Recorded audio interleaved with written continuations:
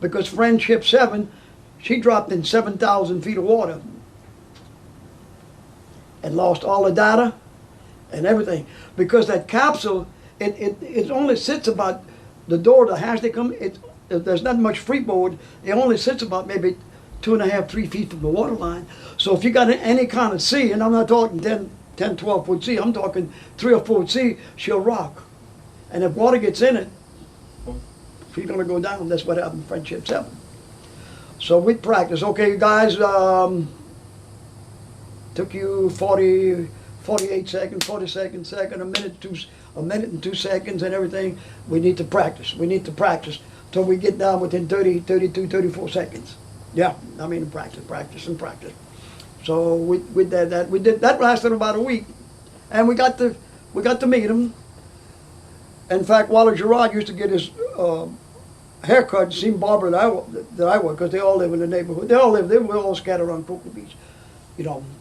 And that was an experience that I was honored to work with those 7 original astronauts, and to be part of NASA, and that's way before they even went to the moon. Then it ran about, I was there for 14 months. One company wanted to try out their wetsuit and flippers and regulator and all that, you know. Of course, yeah, 4 divers, they're working with the astronaut, they're working for NASA. That's a good publicity for them. But then we find out, oh, they came over here, who's going to try to then the government, one guy from NASA came in and says, no, you cannot use the government for advertisement. So that shot, it was Nimrod. See, Jacques Cousteau has already had U.S. diver equipment. That was the best in the world. Of course, a lot of people, now the scuba industry is taking over. Everybody wants to scuba diver, and these guys were getting into the business. And that was Nimrod. They were just starting in the business. They figured, well, hey, if the 4 commercial diver working for NASA and with the astronaut and recover, and they're using our equipment, gentlemen, it's got to be the best, right? It didn't work out that way. They couldn't use us for government. And they gave us each a Rolex Mariner watch. So after 14 months there, it was the end of the contract, ready to leave, you know. And I was I had mixed emotions about leaving, you know. I am working, now I got to go back to the old oil field diving again after all this excitement. So they approached me if I wanted to stay. They said they was under construction, they were still on the drawing board. They were going to build a million or 2 or 3 million gallon tank to train the astronaut in water, because when you're on the water, sometimes you're buoyancy. I mean, just like in outer space.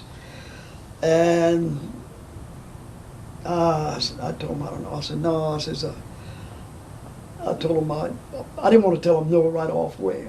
And they were talking another 4, 5, 6 months before they build this tank and everything.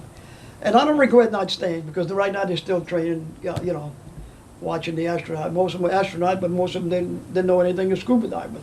And our job was to watch and make sure nothing happens. It would have been a good, easy job. They never did mention any money, you know.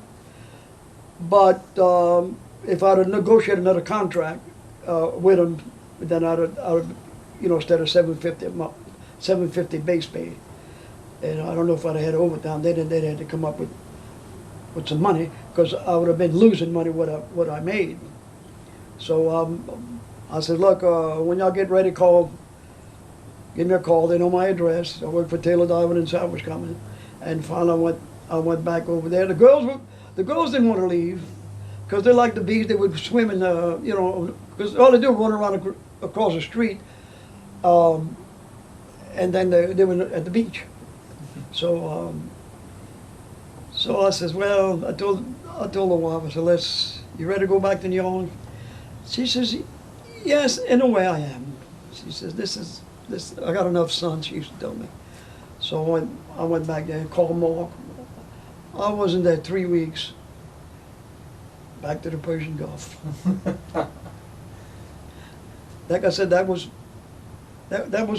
me. I mean, travel, leave anywhere, halfway around the world in 2 hour notice.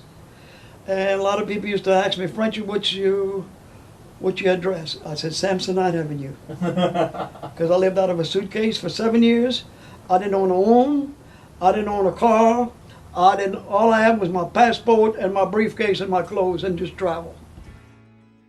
First time I set foot on the Calypso, I was very disappointed. Of course, bottles of wine, dirty clothes all over the place.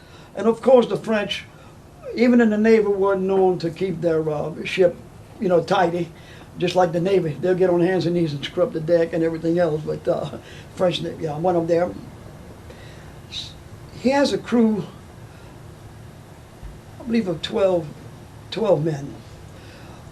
The Calypso, he salvaged the Calypso, and I believe he paid $2,000 much. She's a U.S. Navy minesweeper. Just sweep mine and hook them up, and then blow them up, And I believe the Navy crew was 17 men. A captain, a mate, probably an engineer, electrician, and a cook, and maybe a helper, and the rest was deckhand. He salvaged that thing for, I believe it was $2,000. Floated up, it was damaged. Probably laying in the rest of these ships, they're in that World War II graveyard, you know what I mean? But he got it up. And I went aboard.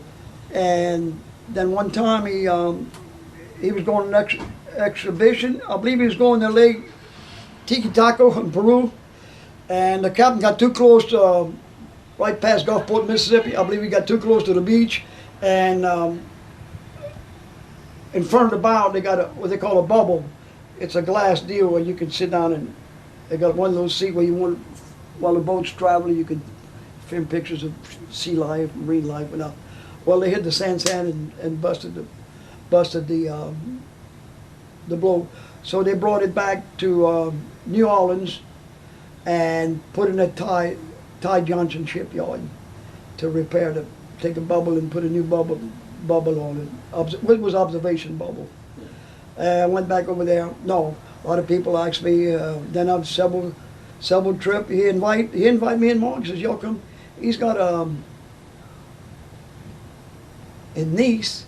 He's got a big aquarium, and he got quite a staff of people, because they go offshore and get them animals and dissect them and put them in pickle oil and all that, and it's all marine biologists. And he told Mark, he said, "Why don't you come and spend?" He says, "Take care of y'all." But we're busy. I mean, we got to fix to open up the world. They go. No, a lot of people ask me, "Did you make an expedition?" Says no. I'd have given my right arm because I was so busy with my commercial diving. No, I never did make an expedition, because sometimes he's going a year.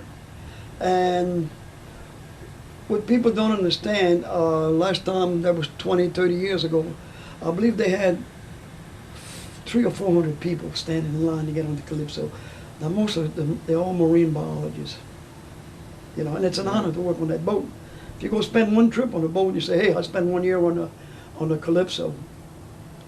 Then if he didn't invite me to go on a trip, because I'm a commercial diver and I do scuba diving, I don't know what use I'd have done to him, except I can handle the decompression, Yeah. and give him do a little consolation to him, So no, I wish I'd have went.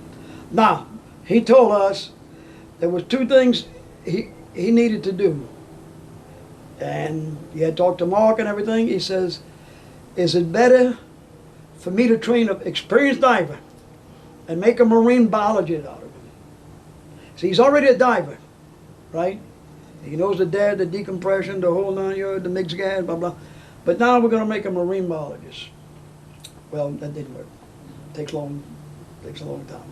You can train a good diver in 12 months. I mean, make him a master diver if he stayed every day, So what they done, okay, we got a marine biologist, top of his class. We got a bunch of them, top of the class, never been in the water, never scuba diving. Maybe half of them don't even know how to swim. Now, we got to make top divers out of them to go in deep water, dive on mixed gas with the tanks. They carry 3 tanks. They don't dive with a hose. They dive free dive. Holy cow. Yeah. That's scary, wouldn't it? Yeah. Yeah, I'm a marine biologist. My God, I didn't go to school to be a marine biologist, work in an aquarium or something like. I didn't want to go in 600 feet of water and chase fish and take pictures of. That wasn't my idea of a marine biologist education. Mine was to get animals from the sea and but not heavy divers. There was only one Jacques Cousteau. He awokened a lot of people to the sea, because man, they were dumping oil over the sea. They were dumping garbage. And that was on. And I told him, he was sick for 3 years before he died. And I told everybody, I said, there's only one Jacques Cousteau. Yeah. And the man's brilliant, not the best looking man in town, taller than I, but I said, when he dies, I don't give a care if you're in a 14-foot aluminum skiff in a bayou with a little cane pole, or you're on a super tanker, passenger ship, on a tugboat, or whatever you are. Shut down 1 minute and pay homage to that man for what he done to awaken the world to the sea. And what made you decide to quit diving? Well, I was approaching the age where the insurance wouldn't cover us anymore. Yeah. Yeah, they got a certain limit. There was 4 of us that wanted to quit diving. Went up there, we had ordered with the insurance company, and I don't get mad often, but I was really ticked off, because this wasn't a job to me. This was a way of life. It was an adventure. I mean, now they want to take it away from me? No, I said, no way. I said, look, let me tell you something. I had a few close calls. I'm a better diver now than I was 15, 20 years ago. I have more experience. I'm not gonna let anything happen to me down there. Believe me. I got a few friends that are not here today, but myself, I'm still here. Some of my friends got through malfunction or equipment failure or not, but they're not here today. But I'm telling you, no. I know I'm limited when I've got to get out. And couldn't budge. So if the insurance won't insure the company diver, and the company said, well, we can't dive all these guys. We had 165 divers, and we lost 17. And you get into a diver deal where you got a lawsuit, you're talking millions of dollars. They don't take many divers to something to happen to bankrupt a company. Mark told me the company insurance for the diver, it wasn't like so much a year or so much a month. It was your gross or what you made. If you made, instead of paying $200 a month for insurance, you got one diver. But if you made $100,000 that year, you pay 10% or 20%, you pay $20,000 worth of insurance.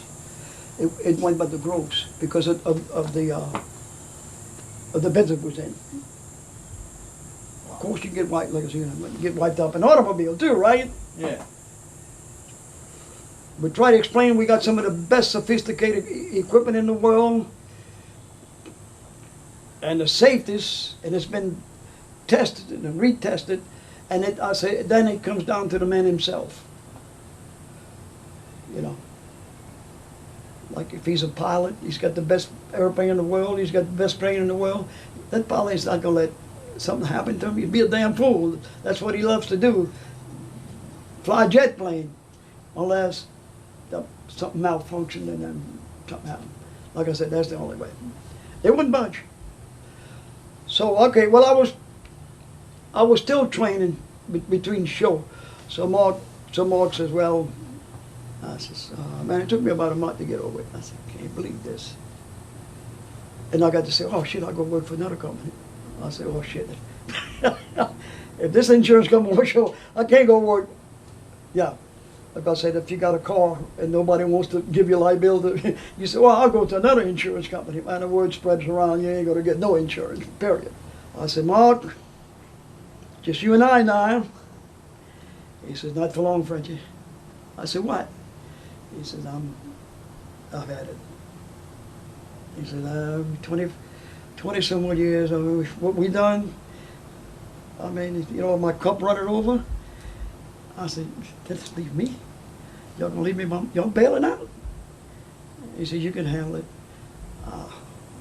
He says, I tell you what we do, I'm gonna get Ken Wallace, good man, I'll pass the him to him. He's good. You know, I knew Ken, you know. But Ken was just like a diving operation. But now he's going to become, and of course he knew mixed gas saturation. They're all Navy guys. They're all 20-year men. And of course they didn't know how to handle the publicity and the political business end of it. They're all Navy divers, right? So, and he says, and Brown and Root's going to send another man from corporate office to kind of keep an eye on things. So, Mark left. So, let's see, it left me. So Ken says, Frenchie, I tell you what you do. Why don't you take care of operation overseas? Here's your desk. All you do is correlate the office. There's the board there, where each diver is, chamber, sat unit, some in England, some in Saudi Arabia, some in Asia. He said, why don't you just stay in that office and correlate? We'll get you a secretary if you need. I says, Ken, you don't mind repeating what you just said? Don't put me back on a desk? I says, no way. No, you ain't gonna cage this Frenchman. I said, no way. I said, no, I got another year or so to go. I says, and I'll go ahead and retire. How old were you then? I was 52, 53, something like that. Yeah, and then I went, got me my consulting company. I had a little consulting company on the side. ETPM, we made the 60-inch pipeline off Louisiana coast. I went to do consulting work for them. I spoke the language, you know, and they would pay me $200 a month plus expense after I retired. I tell you, dude, I had written in my diary, retired, of course everybody knew I was retiring, everything, the 2 weeks, the picture and party and everything else. And I wrote in the diary, I shall work here no more forever. Close the book. 10:20, right? Right after lunch, I'm sitting at the Loop office. That's Louisiana All Port offshore port. Negotiating the consultant dive to do their consulting. That's how long I retired. Let's see if I still got my pack on that. That was the shortest retirement a man ever done. 6 hours. It was that motion pick. This is Demon diving equipment, engineering equipment. I still got a charter. I still got the charter for that operation. Here it is. Collins Diving and Consulting Service Incorporated from the state of Louisiana. Paul J. Harvey, Secretary of State. Yeah, Metro Louisiana. 1979.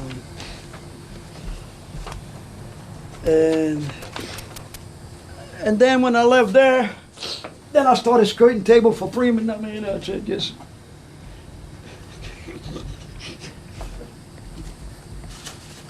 And then you met us, and the rest is history, huh? The rest is history. The rest is history. They're coming to boom. But we lost. One guy called me and said, Frenchie, need your service. I said, yes, sir. He says, can you come to my office? He lived in Houma, Louisiana, not far from New Orleans. I said, yes.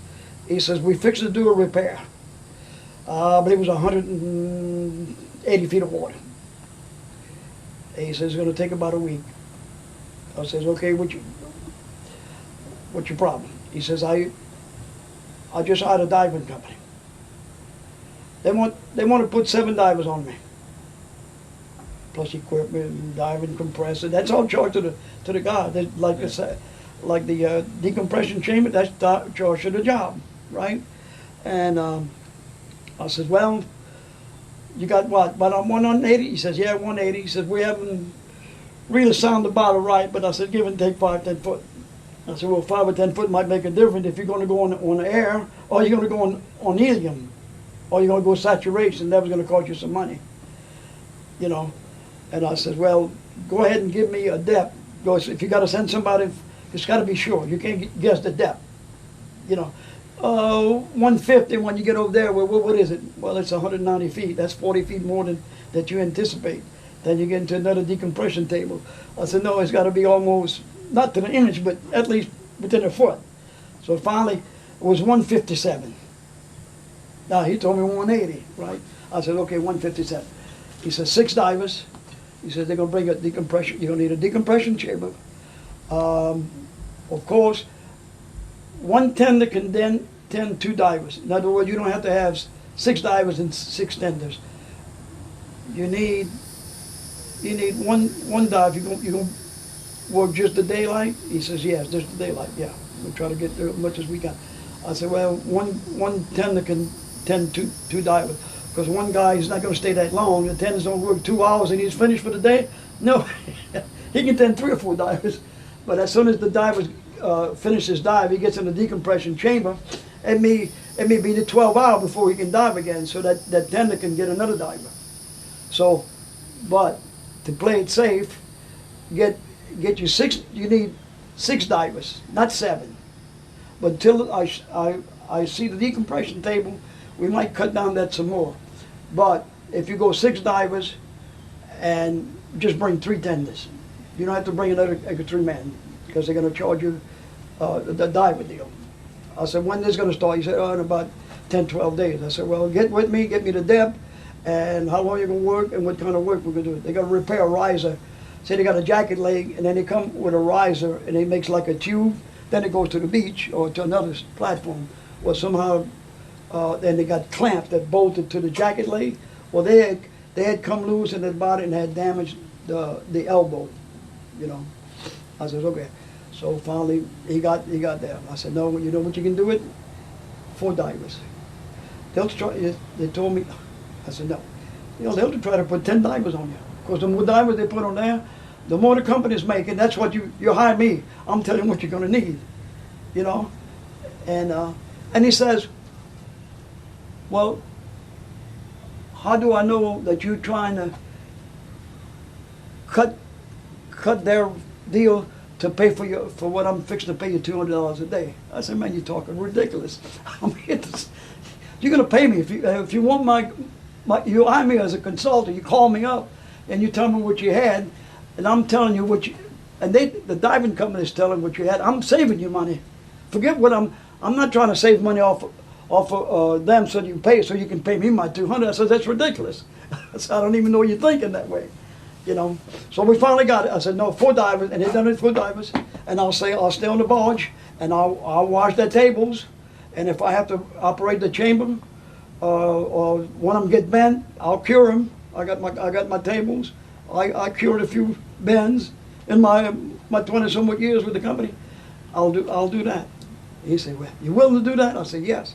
Now call your diving company, tell them this is what you're going to need, 4 divers, bring an extra tender to help on the deck and everything.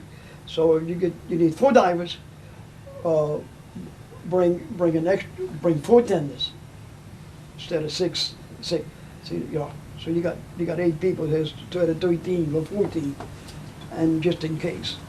I said, you might be working 2-3 days and almost finished, then you got one of them southwester weather hit you in the Gulf of Mexico with 15-20 foot wave, then you may have to back off the barge from the structure before maybe 3 days before you get back and continue work, because weather is unpredictable in the Gulf. The first thing to do in the morning in the Gulf, the captain or the project superintendent, Nash Robert was well known in the oil field because he got the hurricane. They call Nash. Okay, Nash, the first thing before they do, they get that weather forecast. What does it look like? Should I start the project or get it started and then I'd have to get out of the way, you know, or can I finish my project? I mean, we're talking millions of dollars here, you know. And Nash would say, look, it's going to be a little choppy, but I don't think it's going to get any rough. You can go ahead and finish your work. Now tomorrow, the wind might switch, and seas might be a little rougher, but you're all right for today. Now, of course, they check in, you do. Yeah, everybody check the weather in the Gulf. It's a very, we check it. Yeah. We'll be able to dive, yeah. Or we'll not be able to dive. And sometimes we get rough weather, we have to just drop anchor and you just stand by for 2-3 days until she calms down again. And I used to train the guys.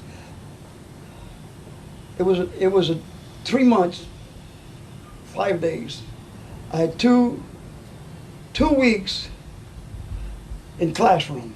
I had barge models, pictures, slides, and then we had the training tank in the back of the school there, where they do underwater cutting, rigging, putting impact wrench, and I used to, my first thing I tell the guys, I'd go from 13 to 15 in class. I wouldn't take any more than that.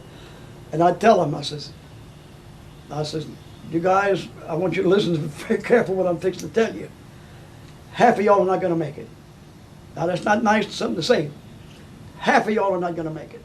I said, now the money's good. I said, most of you guys got high school education. You're hardworking guys, and you want to get in this business.